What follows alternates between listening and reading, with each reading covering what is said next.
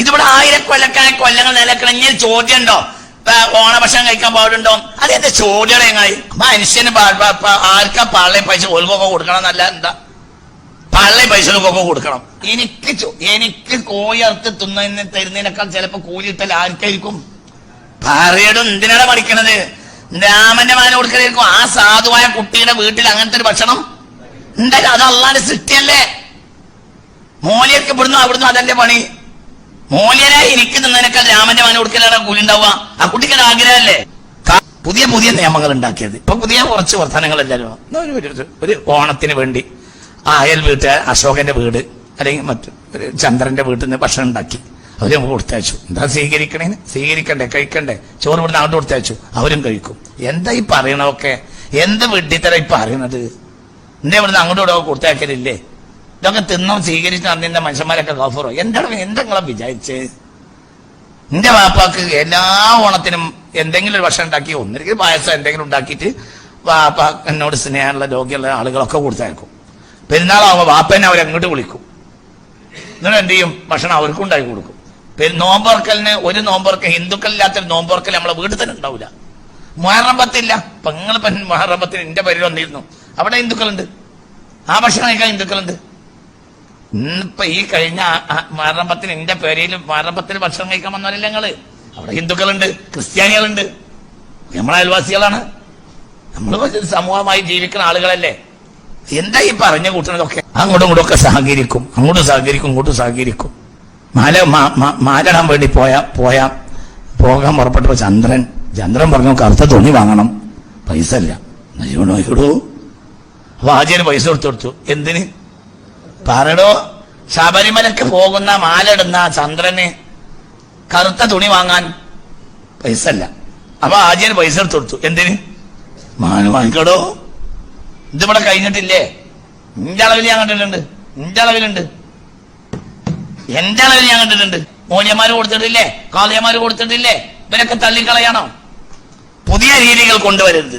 അത് നല്ലോണം മനസ്സിലാക്കണം. കളിയാവട്ടമുക്ക് അമ്പലമാണ് കേരളത്തിലെ പ്രഗത്ഭമായ മലബാറിലെ വലിയ ക്ഷേത്രം. ഉത്സവം നടക്കൽ ഡേറ്റ് നിശ്ചയിച്ചു കൊടുക്കും ആരും? മമ്മദ് തങ്ങൾ പാപ്പ. പള്ളി ഉദ്ഘാടനത്തിന്റെ ഡേറ്റ് മാസോർപ്പിക്കലും പെരുന്നാളും നോൽമ്പൊക്കെ നിശ്ചയിക്കും ആര്? മമ്മദ് തങ്ങൾ പാപ്പ. കളിയാട്ടമുക്ക് അമ്പലത്തിലെ ക്ഷേത്രത്തിലെ ഉത്സവം നിശ്ചയിക്കും അതും ആര്? മമ്മദ് തങ്ങൾ പാപ്പ. മമ്പർദ തങ്ങൾ പാപ്പനെ തള്ളുന്നവർക്ക് ഇതൊക്കെ പറയാം. നമ്മളിവിടെ അംഗീകരിക്കണവരല്ലേ? നിയമങ്ങളെ ആ നിയമങ്ങളെ പഠിച്ച് മനസ്സിലാക്കണം. ഒരു ഭക്ഷണം ഉണ്ടാക്കാൻ അങ്ങോട്ടും ഇങ്ങോട്ടും ഉണ്ടാക്കാനില്ലേ? നമ്മുടെ വീടുകളിലൊക്കെ പഴയ കാലത്ത് ഭക്ഷണം ഉണ്ടാക്കാൻ സാധാരണ ഹിന്ദു സ്ത്രീകൾ ഉണ്ടാവാറില്ലേ? പുതിയ പുതിയ രീതികൾ ഉണ്ടാകരുത്. ഓരോന്ന് പുതിയ പുതിയ സംഗതികൾ ഉണ്ടാക്കരുത്. പിന്നെ ചില സാഹചര്യങ്ങൾ ചില പത്തുവകളൊക്കെ കൊടുത്തിട്ടുണ്ടാവും. അതൊന്നും ഇവിടെ എടുത്തു കൊണ്ടുവരരുത്. അതൊക്കെ അതിന്റെ വഴിയാണ്. ഓരോന്നിനും ഓരോ രീതിയാണ്, ഓരോന്നും ഓരോ നിയമല്ലേ, ഓരോന്നിനും ഓരോ സാഹചര്യമല്ലേ.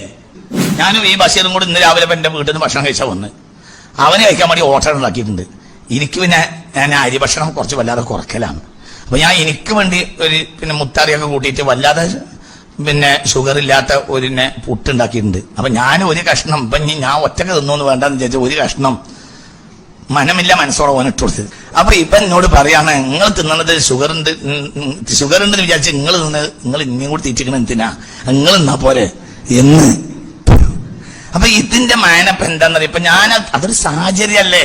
അപ്പൊ നേരം വെളുത്താൽ അന്യം കണക്കെടുത്തിട്ട് ഒരാൾ പറയാണ് എന്ത് നേരം വെളുത്താൽ അഫ്ളല് മുത്താറിപ്പുട്ട് ഇന്നലാണെന്ന്. അതിനെന്ത് മാനയാണുള്ളത്? അതിന് സാഹചര്യമല്ലേ. അതെന്താ കാരണം? ഷുഗർ.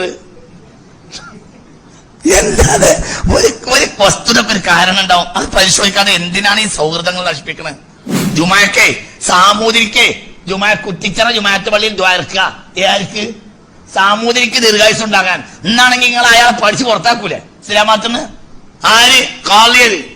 ആർക്ക്? സാമൂതിരി രാജാവിനെ ദീർഘായുസ് ഉണ്ടാകാനും ആപത്ത് വരാതിരിക്കാനും ശത്രുക്കളെ പരാജയപ്പെടുത്താനുള്ള കെൽപ്പ് ഉണ്ടാകാനും സാമൂതിരി രാജാവിനെ ദ്വാരക്ക. എവിടുന്ന്? കുറ്റിച്ചറപ്പള്ളിയ മെമ്പറിന് മേലെന്ന് വെള്ളിയാഴ്ച ജുമാക്ക്. നിങ്ങളൊക്കെ ഉണ്ടാണില്ല മങ്ങ ഓലൊക്കെ മരിച്ച നന്നായി. ഞാൻ ഇപ്പൊ കഫറക്കും. ചുങ്കത്തറ ഇവിടൊക്കെ ക്രിസ്ത്യാനികളുടെ സ്ഥലമാണ്. ഞാൻ തുറന്നു പറയാണ്, ക്രിസ്ത്യാനികളെ, നിങ്ങൾ നാളെ മഹ്ശറിൽ മുസ്ലിങ്ങൾക്കെതിരായി വരുന്നൊരു ദിവസം വരും.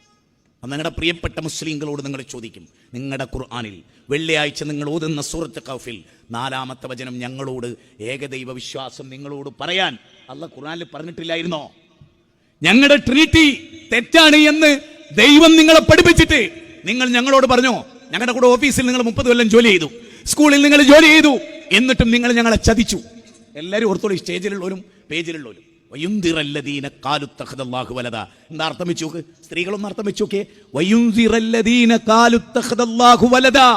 അള്ളാഹ്ക്ക് കുട്ടിയുണ്ട് എന്ന് പറയുന്ന സാവിത്രിക്ക്, അള്ളാഹ്ക്ക് കുട്ടിയുണ്ടെന്ന് പറയുന്ന ഏലിയാമ്മക്ക്, അള്ളാഹ്ക്ക് കുട്ടിയുണ്ടെന്ന് പറയുന്ന ജോർജിന് അത് ശരിയല്ല എന്ന് നീ പറഞ്ഞു കൊടുക്ക് എന്ന് പറയാണ് ഖുർആൻ. നമ്മൾ ആരെങ്കിലും പറഞ്ഞോ? ഇല്ല. എന്താ പറയാത്തത്? എന്തോ ഒരു പ്രശ്നം നമുക്കൊക്കെ സംഭവിച്ചിട്ടുണ്ട്. അതെന്താ അറിയോ? ഇപ്പം നമ്മൾ ചെയ്യുന്നത് ആരാൻ്റെ മതത്തിലേക്ക് നമ്മൾ അങ്ങോട്ട് പോവുകയാണ്. ഇങ്ങോട്ട് ആരും വരുന്നത് നിങ്ങൾ കണ്ടിട്ടുണ്ടോ? വേണ്ട, അവിടെ ഇരിക്കുന്ന സ്ത്രീകളോട് ഒരു ചോദ്യം ചോദിച്ചോട്ടെ. ഒന്ന് കൈബന്ധിക്കേണ്ടി വന്ന് ഒന്ന് ബന്ധിച്ചോളാം കേട്ടോ. നിങ്ങളുടെ കൂടെ പഠിച്ച ഹൈന്ദവ പെൺകുട്ടി നിങ്ങളുടെ ചെറിയ പെരുന്നാളിന് ക്ഷണിക്കപ്പെട്ടിട്ട് പർദ്ദട്ട് കൊണ്ട് വന്നിട്ടുണ്ടോ? ഒരു ഹിന്ദു പെൺകുട്ടി പർദ്ദട്ട് കൊണ്ട് വന്നിട്ടുണ്ടോ? ഉണ്ടോ? ഉണ്ടോ? ഒന്ന് വരെ വന്നിട്ടുണ്ടോ? ഓണത്തിന്റെ കോടി നിങ്ങൾ ഇടാറുണ്ടോ? ഉണ്ടല്ലേ? അപ്പോൾ എന്താ പറ്റിയത്? നിങ്ങൾക്ക് ഓണത്തിന്റെ കോടിയിട്ട് അവരോട് ഐക്യദാർഢ്യം പ്രഖ്യാപിക്കാൻ തോന്നിയപ്പോ പർദ്ദട്ട് കൊണ്ട് ചെറിയ പെരുന്നാളിനോട് ഐക്യദാർഢ്യം പ്രഖ്യാപിക്കാൻ ഒരൊറ്റ ഹിന്ദു പെണ്ണിനും തോന്നാത്ത എന്തുകൊണ്ടാ? അങ്ങനെ പർദ്ദടാത്തതിന്റെ പേരിൽ നിങ്ങൾക്ക് അവരോട് വെറുപ്പ് തോന്നിയിട്ടുണ്ടോ? ഉണ്ടോ? പറ. ഉണ്ടോ? നിങ്ങളുടെ പെരുന്നാൾ ദിവസം നിങ്ങളുടെ പ്രിയപ്പെട്ട കൂട്ടുകാരിയായ ഹിന്ദു പെണ്ണ് പർദ്ദടാത്തതിന്റെ പേരിൽ നിങ്ങൾക്ക് അവരോട് വിഷമം തോന്നിയിട്ടുണ്ടോ? ഒരു വർഗീയവാദിയം തോന്നിയിട്ടുണ്ടോ? പക്ഷെ നിങ്ങൾ ഓണക്കോടി എടുത്തിട്ടില്ലെങ്കിൽ ഓൽക്ക് എന്താ തോന്നാൻ കാരണം? നിങ്ങൾ ഏണി വെച്ചു കൊടുത്ത്. കാരണം കഴിഞ്ഞ കൊല്ലം നിങ്ങൾ ചെയ്ത് കാണിച്ചു കൊടുത്ത്, ഇക്കൊല്ലം നിങ്ങൾ ചെയ്തില്ലോ ചോദിക്കൂലേ? കഴിഞ്ഞ കൊല്ലം കുഞ്ഞാമിനെ അയച്ചിട്ട് അതേ സാധനം ഇക്കൊല്ലം കിട്ടൂലേന്ന് റസൂലിന്റെ പ്രവചനം പുലരുക. റസൂലിന്റെ പ്രവചനം എന്താ? ശിബറം ബിശിബറിൻ വദിറാൻ ബിദിറാൻ. നിങ്ങൾ അവരെ പിന്തുടരുന്നു, നിങ്ങൾ അവരെ കുരിശു വെക്കും, നിങ്ങൾ അവരെ പുൽക്കൂടുണ്ടാക്കും, നിങ്ങൾ അവരെ ഉണ്ണി യേശുവിനുണ്ടാക്കും, നിങ്ങൾ അതൊക്കെ കച്ചവടവൽക്കരിക്കും. നിങ്ങൾ അങ്ങോട്ട് പോകും, അവരിങ്ങോട്ട് വരില്ല. അതുകൊണ്ടാണ് ഇന്ന് വരെ ഒരു ഹിന്ദു പെണ്ണ് ഇസ്ലാമിന്റെ ഒരു ആഘോഷ ദിവസം മുസ്ലിങ്ങളുടെ ആഘോഷമാണ്, അതുകൊണ്ട് പർദ്ദയിടട്ടെ എന്ന് ഓക്ക് തോന്നിയിട്ടില്ല. പക്ഷെ കേരളത്തിൽ ഏറ്റവും കൂടുതൽ ഓണക്കോടി വാങ്ങുന്നതും ഉടുക്കുന്നതും മുസ്ലിങ്ങളാണ്. മാത്രമല്ല, ഓണം സംഘടിപ്പിക്കുന്നതും നടത്തുന്നതും 2 കൊല്ലത്തിലധികമായി മുസ്ലിങ്ങളാണ്. അപ്പോൾ ഓണം മുസ്ലിങ്ങളുടെ ആഘോഷ. എന്നിട്ട് ഗണേശൻ 2 വീലർ വന്നിട്ട് ബഷീറിന്റെ വീടിന്റെ മുമ്പിൽ നിർത്തുകയാണ്.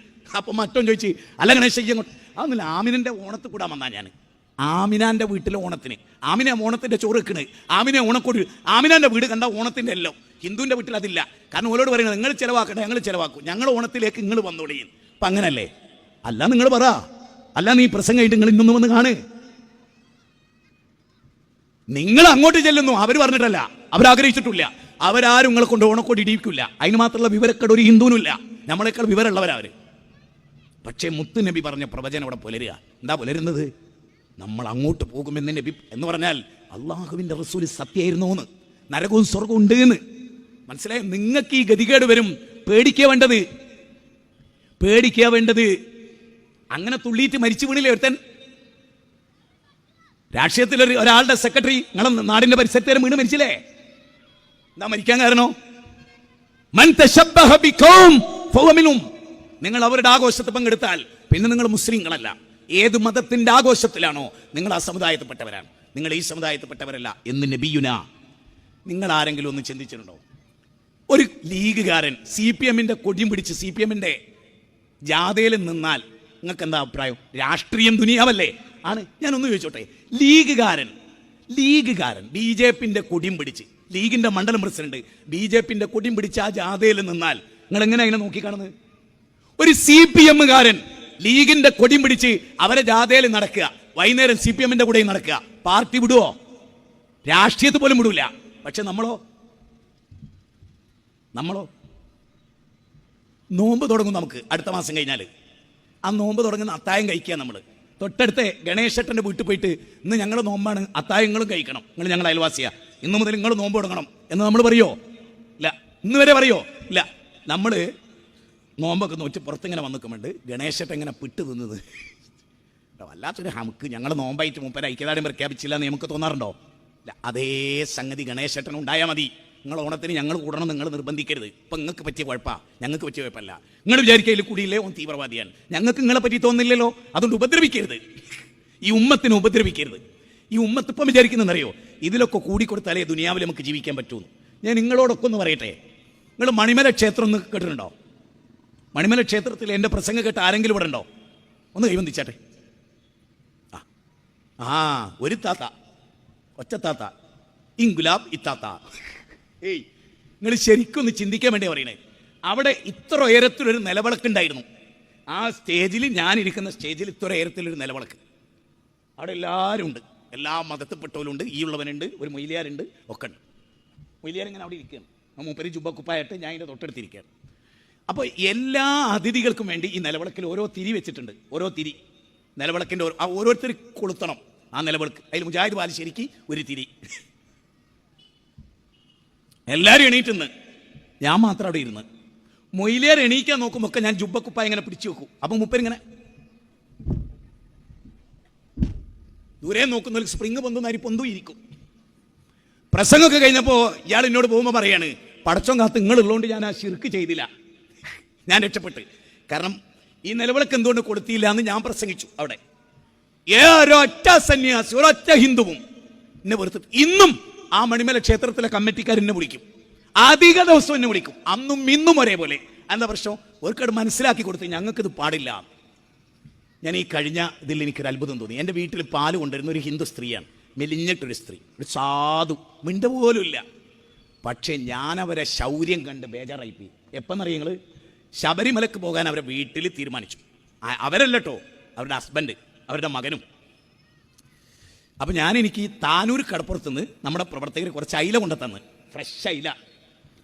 ഈ അയില എടുത്തിട്ട് എൻ്റെ സ്നേഹം കൊണ്ട് പാൽക്കാരി സ്ത്രീക്ക് ഞാനിങ്ങനെ ഒരു പാത്രത്തിൽ വെച്ചിട്ട് ഇങ്ങനെ നീട്ടി.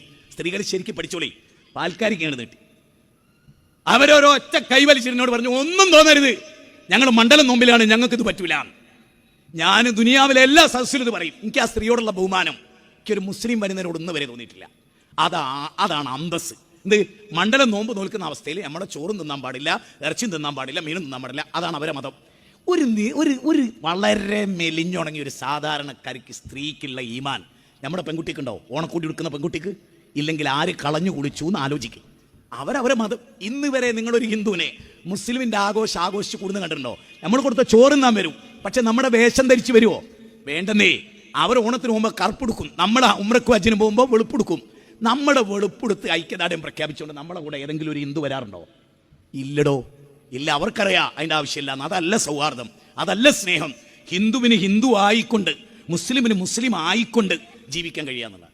ഞാൻ ചോദിക്കട്ടെ, മൗലാന മുഹമ്മദ് അലി ജൗഹർ, ഈ മൗലാന മുഹമ്മദ് അലി ജൗഹറിനെ അറിയാത്ത ആരാള്? ഹിന്ദു. ഗാന്ധിജിനെ അറിയുമെങ്കിൽ മൗലാന മുഹമ്മദ് അലി ജൗഹറിനെ അറിയും.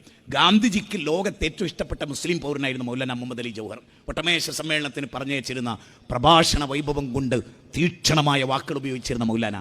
ആ മൗലാന ലാഹോറിലെ കേട്ടോളി, ലാഹോറിലെ കോൺഗ്രസിന്റെ വേദിയിൽ അധ്യക്ഷനാ.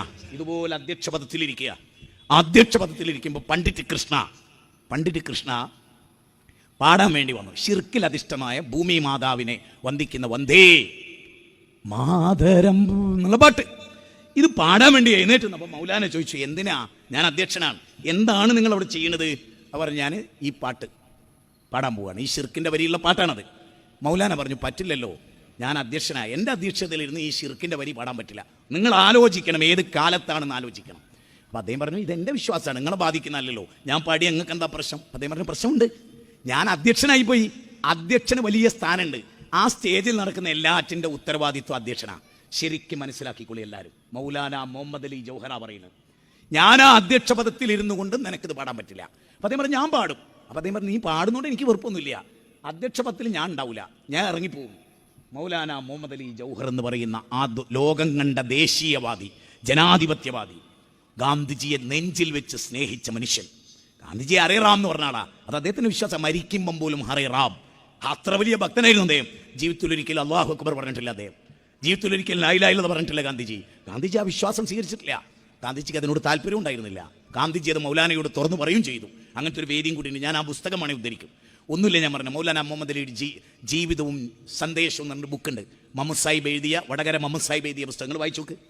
മൗലാന മുഹമ്മദ് അലി ജൗഹർ അവിടെ നിന്ന് ഇറങ്ങിപ്പോയി, കോൺഗ്രസിൻ്റെ അധ്യക്ഷ പദത്തിൽ നിന്ന് ഇറങ്ങിപ്പോയി.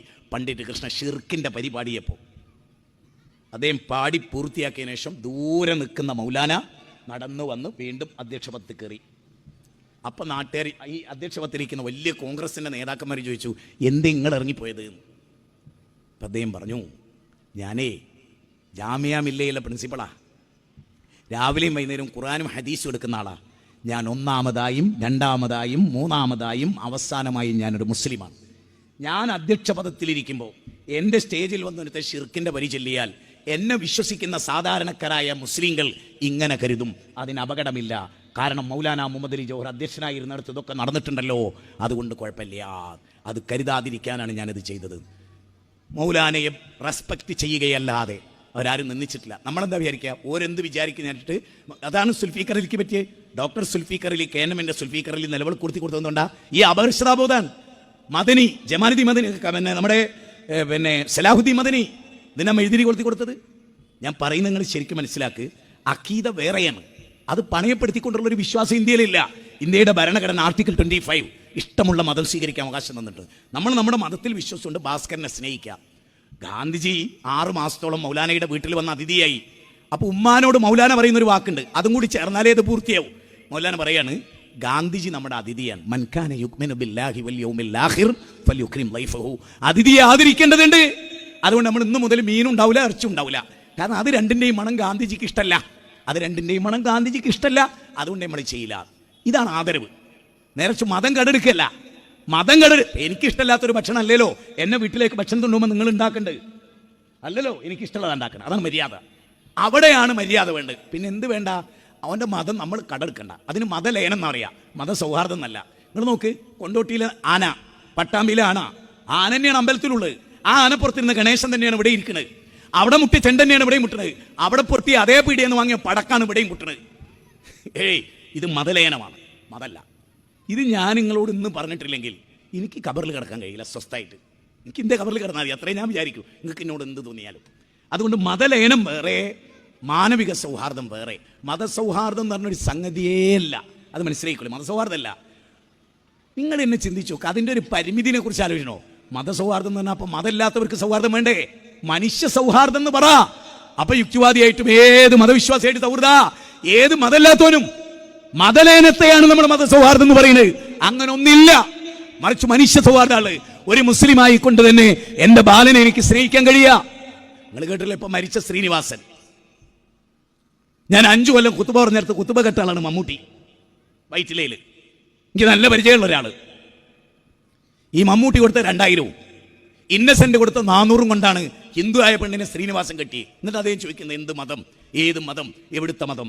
ഞാൻ നിങ്ങളോട് ചോദിക്കുക, അവിടെയാണ് ഐക്യം, അതാണ് ഐക്യം. അതല്ലാതെ അവിടെ ചെന്നിട്ട് അമ്പലത്തിലെ പൂജ നടത്തി കൊടുക്കുന്നതിന്റെ പേരല്ല, അല്ലെപ്പുറത്ത് വന്നിട്ട് പള്ളിയിലെ മുക്രിയായി നിൽക്കുന്നതിന്റെ പേരല്ല. ഹിന്ദു ആയിക്കൊണ്ട് മുക്രിയാകുക, ബാങ്ക് കൊടുത്ത് കഴിഞ്ഞിട്ട് അമ്പലത്തിലേക്ക് പോകുക, അതല്ല. അമ്പലത്തിൽ പോകുന്ന പള്ളിയിലും വരരുത്, പള്ളിയിൽ പോകുന്ന അമ്പലത്തിലും പോരുത്. അമ്പലത്തിലെ വിശ്വാസം വേറെ, പള്ളിയിലെ വിശ്വാസം വേറെ. ഇതിങ്ങനെ പഠിപ്പിച്ചു കൊടുത്തില്ലേ വരാനിരിക്കുന്ന എന്താ അറിയോ? നല്ല മനുഷ്യന്മാരൊക്കെ ഭീകരവാദികളാവും, നിങ്ങളൊക്കെ വലിയ മുത്തക്കികളാവും. ഇത് ആണും പെണ്ണും കെട്ടോലൊക്കെ നല്ലോലും ആവും. തൻ്റെ ഇടം നട്ടലുള്ള ആണ് ഓണൊന്നിനും കൊണ്ടൊരുത്താത്തവനാവും. ഇത് മനസ്സിലാവുണ്ടല്ലേ? ഇത് മനസ്സിലാക്കിയിട്ടില്ലെങ്കിൽ അടുത്ത കൊല്ലം മുതലേ എല്ലാ തോന്നിയാസത്തിനും നമ്മൾ കൂട്ടിക്കേണ്ടി വരും. ഞാൻ നേരത്തെ പറഞ്ഞില്ലേ, ഞങ്ങൾക്ക് മണ്ഡല നോമ്പ് അത് പറ്റൂല എന്ന് പറയാൻ ആ സാധു സ്ത്രീ കാണിച്ച ഈമാനില്ലേ, ആ സ്ത്രീന്റെ ഈമാൻ